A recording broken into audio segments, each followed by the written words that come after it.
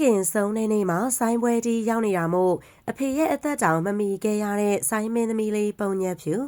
ပရိသတ်များရှင်ပုံညက်ဖြူကတော့စကားသံဝဲဝဲနဲ့အတူပရိသတ်တီကြားမှာရေပန်းစားလာခဲ့တဲ့ဆိုင်းဆိုတော်တယောက်ဆိုရင်လည်းမမှားပါဘူးလွန်ခဲ့တဲ့နှစ်ပိုင်းတုန်းကတော့ပုံညက်ဖြူမှပုံညက်ဖြူဆိုပြီးတော့တခစ်ထားခဲ့သေးတာဖြစ်ပါတယ်ပုံညက်ဖြူ10နှစ်ကျော်ဝင်ကျင်အရွယ်မှာတချင်းနေစဆိုတတ်တာဖြစ်ပြီးတော့တစားတစားဆိုသလိုပဲပေါက်သွားခဲ့တာဖြစ်ပါတယ်။စမ်းထားရင်လိုက်မမီဘူးဆိုသလိုပဲနေဘက်ဒီမှာပုံညက်ဖြူတချင်းကိုမကြားကျင်လောက်တဲ့အထီကိုဖြစ်ခဲ့ရတာပါ။ဒီလိုပုံညက်ဖြူဆိုပြီးတော့တခစ်ထားလာခဲ့ရတာက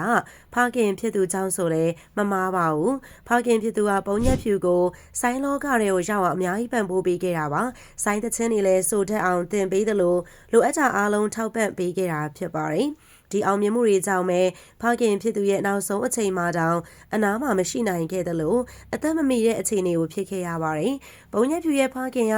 သူမအသက်16နှစ်မှာကွယ်လွန်သွားခဲ့တာဖြစ်ပါတယ်။တကူလာမှာကွယ်လွန်တာဖြစ်လို့ဆိုင်းပွဲတွေအရန်ကိုစီကားတဲ့အချိန်ဆိုလဲမမှားပါဘူး။ဒီလိုစီကားလွန်တဲ့အချိန်မှာကွယ်လွန်ခဲ့တာမို့အနားမှာမရှိနိုင်ခဲ့ရလဲပို့ပြီးတော့မှန်ပါမယ်။အဲ့ဒီအချိန်တုန်းကဘုံညက်ဖြူဟာဆိုင်းပွဲတွေနဲ့ရန်ကုန်ကိုတစ်လလုံးသွားတီးဖို့ဖြစ်လာခဲ့ပါတယ်။ဖခင်ဖြစ်သူကနေမကောင်းဖြစ်နေတာဖြစ်ပြီးတော့ဘုံညက်ဖြူဟာဆိုလို့ရှိရင်တော့ဆိုင်းပွဲတွေတီးနေရတာဖြစ်ပါတယ်။အဲ့ဒီအချိန်လေးကဖခင်ဖြစ်သူကစိတ်ုံတက်နေရပါပြီ။ဒါကြောင့်မို့မနေ့ဖြန်လိုရန်ကုန်မသွားခင်စိတ်ုံကိုဝင်ပြီးတော့ဖခင်ကိုအရင်ဆုံးကြောခဲ့ပါသေးတယ်။အဲ့ဒီနေ့ညကလေးကဘုံညက်ဖြူကိုသိပြီးတော့မမတ်မိသလိုဖြစ်နေပါပြီ။မိခင်ဖြစ်သူကလည်းဘုံညက်ဖြူကိုစိတ်မချလို့ဖခင်မှာဈေးုံမှာထားခဲ့ပြီးတော့သူမနဲ့အတူရန်ကုန်လိုက်ခဲ့ပါတယ်။ဖခင်ကမရနိုင်တော့လောက်ဘူးလို့စိတ်ထဲရထင်နေသလိုရန်ကုန်မရောက်လိုက်ခင်မှာပဲဖခင်ဖြစ်သူကကွယ်လွန်သွားခဲ့ပါတယ်။ရန်ကုန်မှာမနက်ခင်း4 နာရီမှာတီးဖို့လှုပ်ထားတာဖြစ်တဲ့အတွက်ဖခင်ကကွယ်လွန်တာတောင်မပြန်ပြစ်ခဲ့ပါဘူး။မိခင်ဖြစ်သူနဲ့မောင်လေးကတော့ပြန်သွားခဲ့တာဖြစ်ပြီးတော့ဘုံညက်ဖြူတယောက်တည်းပွဲတီးဖို့ကြံနေခဲ့တာပါ။3 ရက်လောက်အကြီးကိုဖခင်ဖြစ်သူကိုနိုင်မချပဲနဲ့စောင့်ခိုင်းထားခဲ့ရပါတယ်။ဘုံညက်ဖြူနေနဲ့ဂရီတစ်ခုကိုမပြတ်ချင်လို့ပွဲတွေကိုမဖြတ်ခဲ့တာပါ။အနုပညာသမားတယောက်ဆိုတာကိုယ့်ရဲ့ခံစားချက်ထက်အများကိုငဲ့ပြီးတဲ့တယ်လို့ခံယူထားတာကြောင့်ဖြစ်ပါတယ်။ဒါကြောင့်မို့လေပွဲကိုမဖြတ်ဘဲနဲ့ဆက်ပြီးတော့တီးခဲ့တာဖြစ်ပါတယ်။ဒါကြောင့်မို့နောက်ဆုံးပွဲကိုတော့ရနာလိုက်ပြီး